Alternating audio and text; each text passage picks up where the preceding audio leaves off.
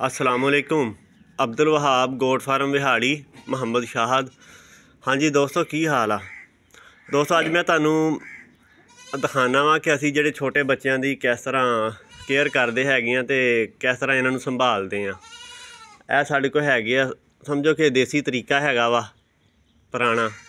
तो यह पहले जो बच्चा पैदा होंदा वा असी इन्हों टोकरियां विच रखी दा वा तकरीबन कोई 1 महीना, क्योंकि बकरियां जड़ियां असी क्रॉस करवाइयां सी उन्हां दे बच्चे जड़े आ उस हिसाब नाल आए सीगे। कुछ पहले सूपियां 3 शिफ्टां विच साढ़े को बच्चे आए सी। ये हुण समझो कि आखिरी शिफ्ट जड़ी है ना चल रही आ। तो यह टोकरियां दे थल्ले जड़ा वा बच्चे ढके हुए आ। तो हुण अज इन्हां दी जगह जड़ी चेंज कर रहे हैं। अज इन्हां नूं लै के जाना वा दूसरी साइड ते जिधर साढ़े दूसरे बच्चे हैं ना, 2-2 महीनों के बच्चे जड़े आ 2 तो 2.5 महीनों के। अज इन्हां नूं उधर लै जाना वा। तो इन्हां दी एज जड़ी है वा वो 1 महीने दी 1 महीना या 20 दिन 25 दिन इस तरह के ए बच्चे। अज इन्हां नूं उधर लैके जाने। तकरीबन इत्थे है कोई 10 तो 12 बच्चे इत्थे आ। तो अज इन्हां नूं उधर लैके जाना वा। ए हुणे मैं तुहानूं दिखाना वा। तो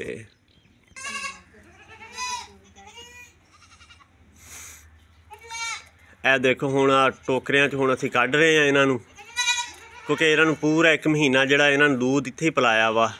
पहले बकरियां की चवाई करी दी आ करके उस तो बाद फिर दूध नूं हल्का जिहा नीम गर्म करके ते पिला के फिर दोबारा कोई 5 मिनट बाहर छोड़ी दे सीगे भी पेशाब वगैरह कर लैन। फिर उस तो बाद दोबारा फिर इन्हां टोकरियां थल्ले ताड़ देईदा सीगा।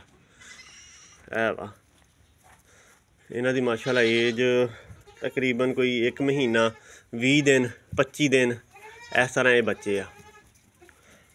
अज तरक्की इन्होंने कर जानी है। अज दूसरे वड्डे बच्चों च इन्होंने चले जाना। अज तो आ उत्ते असीं परदे दिते हुए सी क्योंकि सर्दी सी ना। तो फिर तुहानूं पता कि जो पैदा होंदा बच्चा उन्होंने किन्नी कि नूं सर्दी लगदी आ। तो बाकी अलहमदुलिल्लाह ये बिल्कुल फिट है बच्चे। है वा जी बच्चे जिन्होंने अज दूसरी जगह तो चले जाना। अज दूसरे बच्चों दे विच है माशाअल्लाह।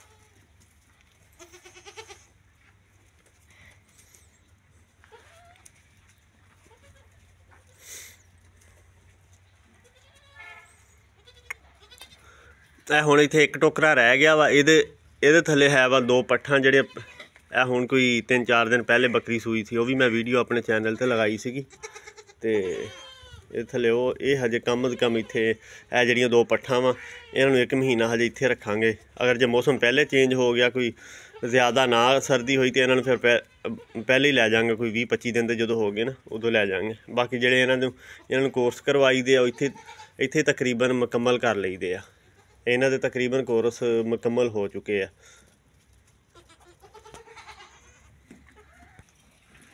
दरवाजा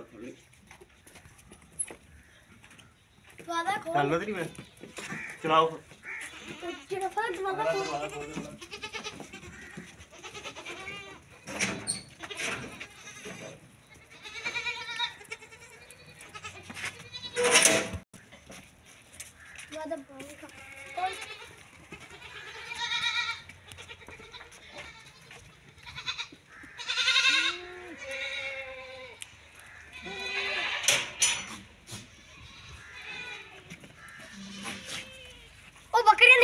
निकल गया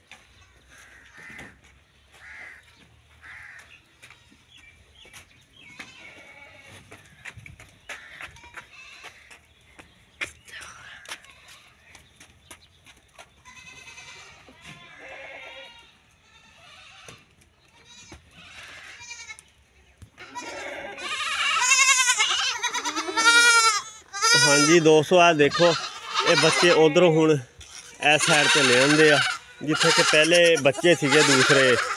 3 ਤੋਂ 4 ਮਹੀਨਿਆਂ ਦੇ ਜਿਹੜੇ ਬੱਚੇ ਹੈ ਸੀਗੇ ਉਹ ਸੀ ਪਹਿਲੇ ਇੱਥੇ, ਤੇ ਉਹਨਾਂ ਦੀ ਜਗ੍ਹਾ ਚੇਂਜ ਕਰਕੇ ਉਧਰ ਪਰੇ ਲੈ ਗਏ ਦੂਸਰੇ ਪੋਰਸ਼ਨ ਵਿੱਚ, ਤੇ ਇਹ ਹੁਣ ਦੂਸਰੇ ਬੱਚੇ ਵੀ ਅੱਜ ਇੱਧਰ ਆ ਗਏ ਆ। ਇਹ ਵਾਲੇ ਇਹ ਹੁਣ ਇੱਥੇ ਹੀ ਰਹਿਣਗੇ, ਇੱਥੇ ਹੀ ਖਾਣ ਪੀਣਗੇ, ਤੇ ਇਸ ਤੋਂ ਬਾਅਦ ਜਦੋਂ ਇਹ ਵੀ ਬੜੇ ਹੋ ਗਏ ਕੋਈ 4 ਮਹੀਨਿਆਂ ਦੇ, ਤੇ ਇਹਨਾਂ ਦੀ ਵੀ ਜਗ੍ਹਾ ਜਿਹੜੀ ਆ ਚੇਂਜ ਕਰ ਦੇਣੀ ਹੈ। ਇਹ ਵਾ ਜੀ, ਇਹ ਮਾਸ਼ਾਅੱਲਾ।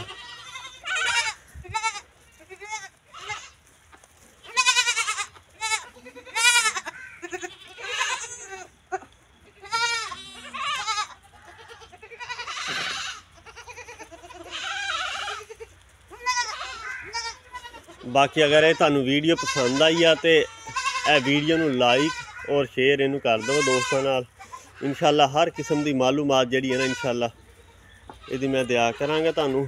ਮੈਡੀਸਨ ਦੇ ਵੀ ਮੁਤਲਕ ਹਰ ਚੀਜ਼ ਜਿਹੜੇ ਮਸਲੇ ਮਸਾਇਲ ਜਿਹੜੇ ਤੁਹਾਨੂੰ ਆਉਂਦੇ ਹੈਗੇ ਆ ਇਨਸ਼ਾਅੱਲਾ ਸਾਰੀ ਤੁਹਾਨੂੰ ਮੈਂ ਦੱਸਿਆ ਕਰਾਂਗਾ।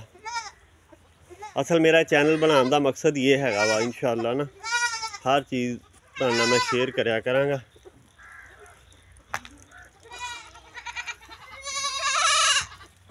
ਓਕੇ ਜੀ, अस्सलाम वालेकुम।